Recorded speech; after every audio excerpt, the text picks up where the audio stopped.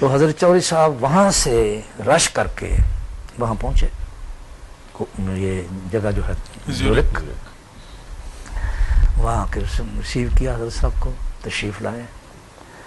پھر کچھ دیر وہاں ٹھہرے، پھر حضرت صاحب سے اجازت مانگی کہ میں اجازت چاہتا ہوں، صبح کورٹ ہے اور دیا ہوا ہے، ٹائم دیا ہوا ہے اور میں نے اٹینڈ کرنا ہے، شاید پریزائڈ کرنا ہو کورٹ میں۔ حضرت صاحب نے اجازت دی اور مجھے فرمایا کہ چھوڑ کے آؤ۔ اب میں تو بالکل نہ واقف تھا، لیکن ظاہر ہے کہ وہ ٹیکسی والے کو بریف کر دیا ہوا تھا اور بغیر پروٹوکول کے چودھری صاحب آئے ہوئے تھے، ورنہ تو وہ ایک ہنگامہ ہوتا ہے، وہ سلیوٹ ہوتے ہیں اور وہ ہوتا ہے۔ وہ جناب میں چودھری صاحب بیٹھ گیا۔ اب مجھے نہیں پتا تھا کہ ٹیکسی میں وہ should I continue؟ اچھا اچھا، مجھے علم نہیں تھا کہ ٹیکسی میں وہ جو ڈرائیور بیٹھتا ہے اور جو سواری بیٹھتی ہے اس کے درمیان کوئی وہ دیوار ہوتی ہے، سنتا نہیں۔ بہرحال میں نے رستے میں عرض کیا،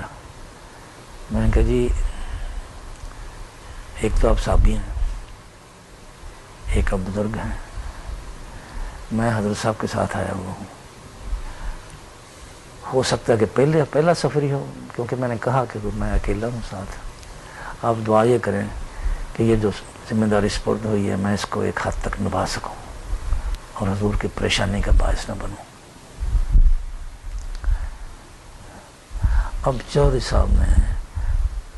زارو قطار رونا شروع کر دیا، اتنی اونچی آواز سے کہ میں نے محسوس کیا کہ ڈرائیور کیا کہے گا۔ اب وہ رو رہے ہیں، پھر روتے روتے مجھے فرمایا کہ صحابی تو میں ہوں، اس میں میری کیا خوبی ہے؟ آپ کو یہ حق کس نے دیا ہے کہ آپ مجھے بزرگ کہیں؟ دعا میں کروں گا، آپ کو یہ حق کس نے دیا ہے؟ پھر ایک فکرہ بولا جو میں دہرا نہیں سکتا، میں تو اپنی اتنی حقیقت بھی اپنی قیمت بھی نہیں سمجھتا، کیسے میری زبان پہ یہ لفظ آ سکتا ہے، جیسے ایک مرے ہوئے کتے کی ہوتی ہے، اس کی بھی ہڈیوں کی کوئی قوت ہوتی ہے، اور مجھے بھی لگتا ہے ساری عمر وہ اس کو خدا نے ہر ایک عزت دی، دنیاوی لحاظ سے، قابلیت کے لحاظ سے، ذہانت کے لحاظ سے، پھر خطابت کے لحاظ سے، ہر وہ چیز دی جو کسی کو ملتی نہیں ہے، اور پھر عزت دی، خلافت کے ساتھ بھی وابستہ کیا، اور ایسا وابستہ کیا کہ خاندان کے خطے میں دفن ہوئے۔ لیکن میں کبھی کبھی کہتا ہوں کہ یہ واقعہ جو میں کیسے سناتا ہوں، میں کیوں سناتا ہوں، اور پھر میں اللہ تعالیٰ سے معافی مانگتا ہوں کہ یہ بھی شاید ایک امانت ہے، اور شاید ان کی جو گستاخیاں کی ہیں وہ ان کا کچھ مداوع ہو جائے، اللہ تعالیٰ مجھے معاف کر دے۔ وہ تو اس دنیا کے انسان نہیں تھے، وہ تو بادشاہ تھے اور فقیر تھے۔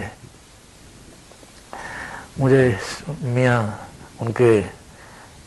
جو بھتیجے ہیں اور بیٹے ہیں چودھری حمید نصر اللہ صاحب نے بتایا کہ حضرت صاحب نے یاد فرمایا چودھری صاحب کو، موجودہ حضرت صاحب نے، تو ہم آ رہے تھے، فوراً یاد فرمایا کہ جلدی پہنچے، تو ایک جگہ آ کر گاڑی جو ہے وہ خراب ہو گئی، تو میں نے اس کا ہوڈ اٹھایا اور اس کو درست کرنے لگا، معمولی مائنر کو بات ہوگی،